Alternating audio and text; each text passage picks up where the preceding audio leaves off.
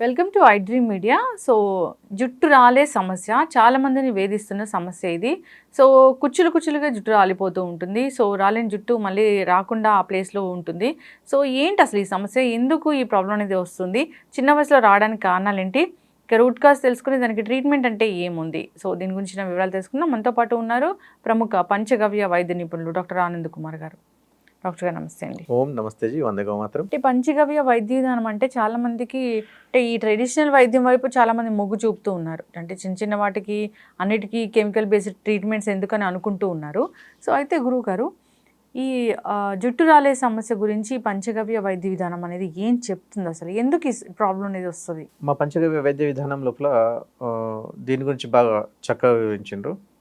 మెయిన్గా ఏంటంటే దినచర్యలో సమస్య రావడము మెయిన్ కారణం, కాజ్.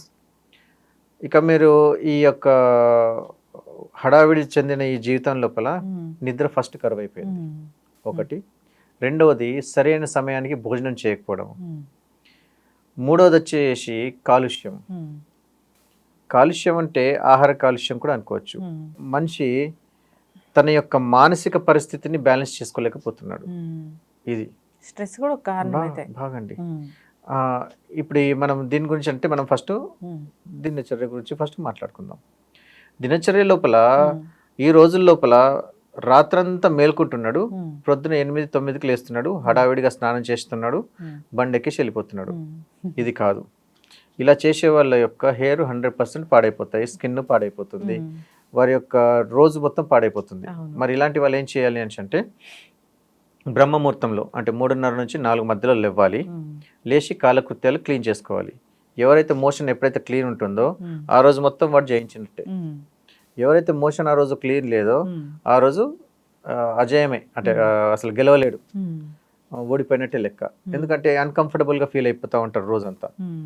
తర్వాత వచ్చేసి ఫస్ట్ భోజనము సూర్యోదయం అయిపోయిన 6 నుంచి 8 గంటల లోపల మొత్తం అయిపోవాలి. మధ్యాహ్నం భోజనం 12 నుంచి 1 మధ్యలో అయిపోవాలి. రాత్రి భోజనం 5 నుంచి 6 మధ్యలో అయిపోవాలి. ఎందుకు? సూర్యుడు ఉన్నప్పుడే మన యొక్క పాచన క్రియ జరుగుతుంది, అంటే డైజెషన్ సిస్టమ్ ఆన్ ఉంటుంది. ఆఫ్టర్ 6 తర్వాత ఆ డైజెషన్ సిస్టమ్ ఆగిపోయేసి స్లో డౌన్ అయిపోతుంది టోటలీ. అప్పుడు ఏం తిన్నా కానీ శరీరానికి అరగదు. అందుకోసమే మీరు చూడండి, ఎవరైతే సాయంత్రం 6 తర్వాత డిన్నర్ ఎవరైతే చేస్తున్నారో, ఏది విదేశీయుల పద్ధతుల లోపల మీరు చేస్తున్నారో అలాంటి వారి కడుపు పెరిగిపోయి ఉంటుంది, డైజెస్టివ్ సిస్టమ్ మొత్తం పాడైపోయింది.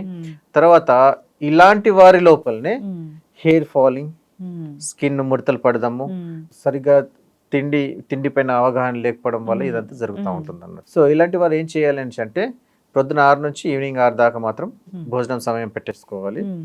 రాత్రి బాగా ఆకలేసింది అనిపిస్తే రాగి జావనో, గంజో, వేడి నీళ్ళో, లేకపోతే దేశవాళీ ఆవు పాలు 1 గ్లాసుడు కొంచెం పసుపేసి బాగా మరిగించి 2 చెంచాలు నెయ్యి వేయాలి. ఇలా తీసుకున్న వారికి శరీరానికి కావాల్సిన పోషణ రాత్రి ద్రవ రూపంలో అంది హెయిర్కి బాగా పనిచేస్తుంది అన్నట్టు. ఇకొచ్చేసి ఎవరైతే మోషన్ ఎవరిదైతే క్లీన్ ఉండదో, కడుపు బాగా యాసిడిక్ ఉంటుందో అలాంటి వాళ్ళ లోపల pH balance up and down అయిపోతుంది. అంటే రక్తం లోపల యాసిడిక్ లెవెల్స్ పెరిగిపోతుంది. దీని లోపల 2 రకాలుగా ఉంటుంది. ఒకటి వచ్చేసి శీతపిత్తం కిందకి వస్తుంది. శీతపిత్తం లోపల ఏమవుతుంది అని అంటే శరీరము దద్దుర్లు రావడము, దద్దుర్లు వచ్చేస్తూ ఉంటాయి కొంతమందికి, అంటే ర్యాషెస్ అంటాం కదా, ర్యాషెస్ బాగా వచ్చేస్తూ ఉంటాయి. తర్వాత స్కిన్ పైన ఉండేది హెయిర్ కాబట్టి దాని లోపల ఉన్న రూట్ ఏదైతుందో మనకు లూజ్ అయిపోతుంది, ఎందుకంటే రక్తం యాసిడిక్ అయిపోవడం వల్ల. అందుకోసం వెంట్రుకలు అనేది ఫాల్ అయిపోతూ ఉంటుంది. తర్వాత కాజ్ వచ్చేసి వేగాల్ని ఆపుకోవడం. వేగాలు ఏమున్నాయి? తుమ్మడము, దగ్గడము, ఆకలి, సెక్స్, తర్వాత వచ్చేసి కోపము, ఇలా మోషన్స్, వాంతులు, దగ్గు, తుమ్ము, వీటిని ఆపద్దు. ఇలా ఎప్పటికప్పుడు మీరు మీ ప్రమేయం ఉండి ఆపినరే అనుకోండి, థైరాయిడ్ పైన దాని ప్రభావం పడుతుంది. ఒకప్పుడు పెళ్ళిళ్ళు అవుతుండే కదా, తల్లి పిల్లలు దూర ప్రాంతాలు ఇచ్చేవారు, సంవత్సరంకి ఒకసారి కలిసేవారు.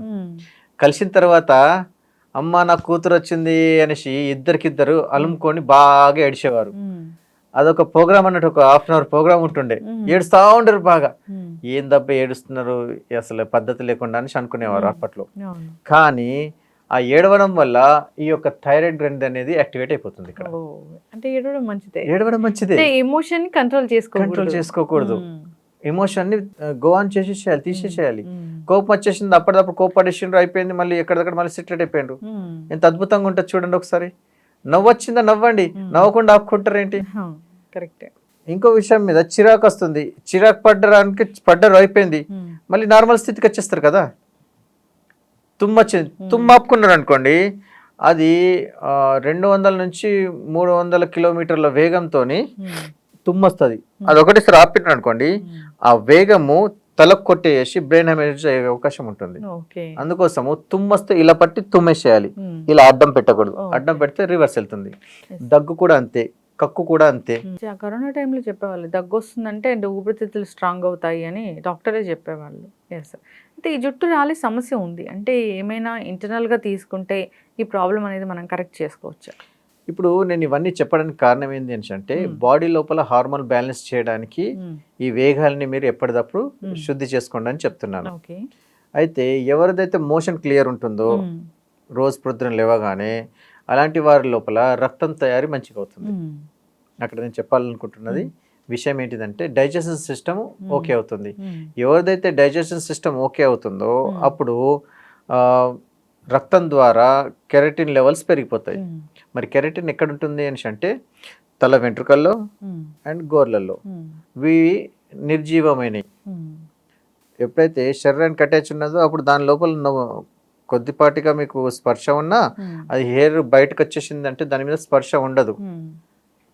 ఇది దాని లక్షణము, కెరటిన్ లక్షణం అన్నట్టు. ఈ హెయిర్ అంతా కెరటిన్ అన్నట్టు. అయితే ఈ వెంట్రుకల అసలైన కలర్ ఏంటి? Colour dark blue. ఇప్పుడు ఏవైనా కలర్లు ఇచ్చిండ్రు అనుకోండి, ఆ కలర్ ని డిపాజిట్ చేయడానికి మీకు ఇచ్చే కలర్ ఏంటంటే డార్క్ బ్లూ. మన యొక్క న్యాచురల్ గా ఇండియన్ కలర్ హెయిర్ ఏంటంటే డార్క్ బ్లూ. అయితే వివిధ కాలమాన పరిస్థితుల అనుసారంగా ఏ ఏ ప్రాంతాల్లో ఉంటారో అక్కడక్కడ మీ కలర్లు చేంజ్ అవుతూ ఉంటాయి. Brown hair, light brown hair, తర్వాత వచ్చేసి డార్క్ బ్రౌన్ హెయిర్. బాగా డార్క్ బ్రౌన్ హెయిర్ ఉన్నది ఏదైతే ఉంటుందో మనకు బ్లాక్ గా కనిపిస్తూ ఉంటుంది. తర్వాత వచ్చేసి లైట్ బ్లండ్. తర్వాత ఇలా చూసుకుంటా పోతే మీకు వివిధ రకాలుగా డిఫరెంట్ షేడ్స్ కనిపిస్తూ ఉంటాయి అన్నట్టు. అలా చూస్తే మీకు షేడింగ్ 10 దాకా తీసుకుంటారు, 1 to 10. పిచ్ బ్లాక్ నుంచి పడితే కింద హెయిర్ వైట్ దాకా బ్లండ్ అయిపోతూ వస్తూ ఉంటుంది అన్నట్టు. ఇది హెయిర్ కలర్ అన్నట్టు.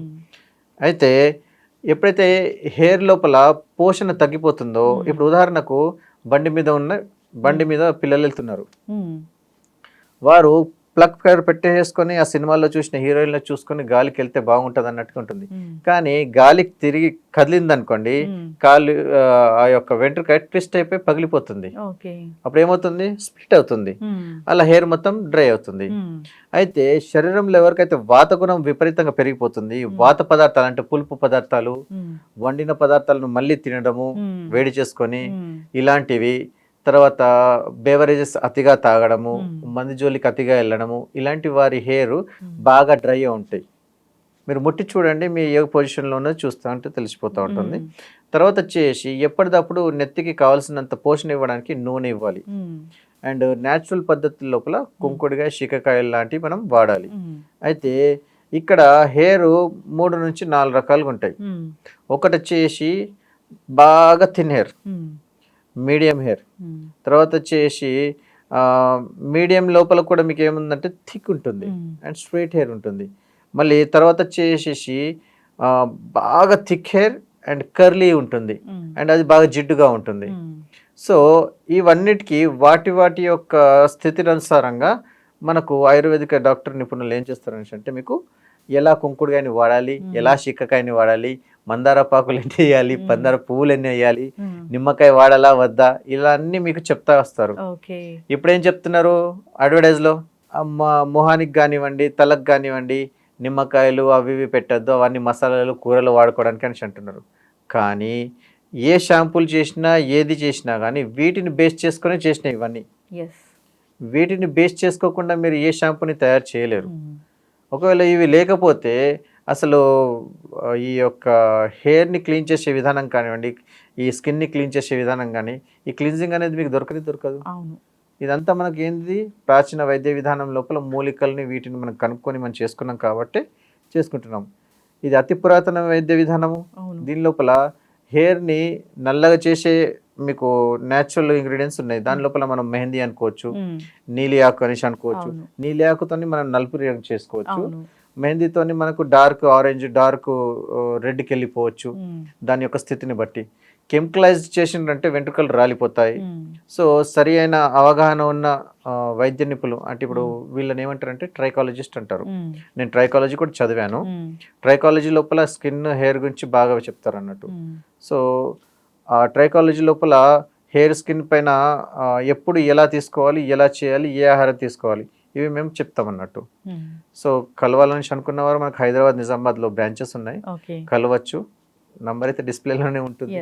ఖచ్చితంగా చక్కటి ఇన్ఫర్మేషన్ అండి. సో ఇది ఒక పురాతన వైద్య విధానం, పంచగవ్య వైద్య విధానం అనేది, అండ్ కాంబినేషన్ ఆఫ్ ట్రీట్మెంట్ ఉంటుంది మీ దగ్గర. దీని లోపల స్కిన్కి సంబంధించేసి ఎవరికైతే డిసీజెస్ ఉంటాయో పంచగవ్య లోపల ఆవు యొక్క గోక్షారం ఉంటుంది. ఆ గోక్షారంతో చేసిన షాంపూలు కానీ గోక్షారాన్ని కానీ ఎలా వాడాలో మేము చెప్తాము. దాంతో తలకు సంబంధించిన చుండ్రు కానివ్వండి, నెత్తిలో ఉన్న పుండ్లు కానివ్వండి, పెయిన్లు కానివ్వండి, ఇవన్నీ వెళ్ళిపోతాయి అన్నట్టు. ఖచ్చితంగా అండి. న్యాచురల్ ప్రోడక్ట్స్ వైపు అందరూ చూస్తూ ఉన్నారు. సో న్యాచురల్ వేస్లో జీవించడం ఎలాగని కూడా ఆలోచిస్తూ ఉన్నారు. ఏదైతే కోవిడ్ వచ్చిందో అప్పటి నుంచి ఇలాంటి లైఫ్ స్టైల్ అనేది మళ్ళీ మన పాత పద్ధతులు ఏంటి అనేది అందరూ గుర్తు చేసుకుంటూ ఉన్నారు, అనుసరిస్తూ ఉన్నారు, ఆచరిస్తూ ఉన్నారు. ఖచ్చితంగా అండి, ఇబ్బంది పడుతున్న వాళ్ళు కాంటాక్ట్ చేయాలని కోరుకున్నాం. హెయిర్ ఫాల్ ఇష్యూ అనేది అందరిలో చూస్తూ ఉన్న సమస్య, ఇంకా కొందరిలో అయితే ఎక్కువగా ఉంటుంది. డిపెండ్స్ ఆన్ వాళ్ళ రూట్ కాజ్ ఏంటి అనేది, వాళ్ళ లైఫ్ స్టైల్ ఏంటి అనేది అన్నీ కూడా తెలుసుకోవాల్సి ఉంటుంది. చాలా చక్కటి ఇన్ఫర్మేషన్ గురువు గారు. ఈ సిరీస్ అనేది మనం కంటిన్యూ చేద్దాము. మీ వైద్య విధానం అయితే చాలా బాగుంది. ధన్యవాదాలండి. ఓం నమస్తే జీ, వందే గోమాత్రం.